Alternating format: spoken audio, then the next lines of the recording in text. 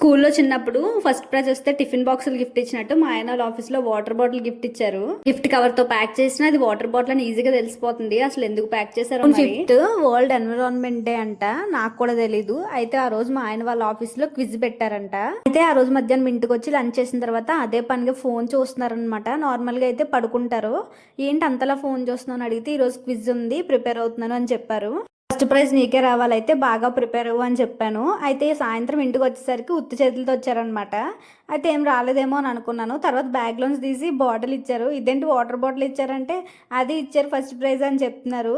ఇంకా నయ్యం మొన్న అయితే థర్డ్ ప్రైజ్కి ఒక పెన్ ఇచ్చారంట, మరి ఘోరంగా. పేరుకు మళ్ళీ పెద్ద మంచి కంపెనీ. ఏమైనా పెద్ద పెద్ద గిఫ్ట్లు ఇవ్వచ్చు కదా, డిన్నర్ సెట్లు, గ్రైండర్, మిక్సీ ఇలాంటివి.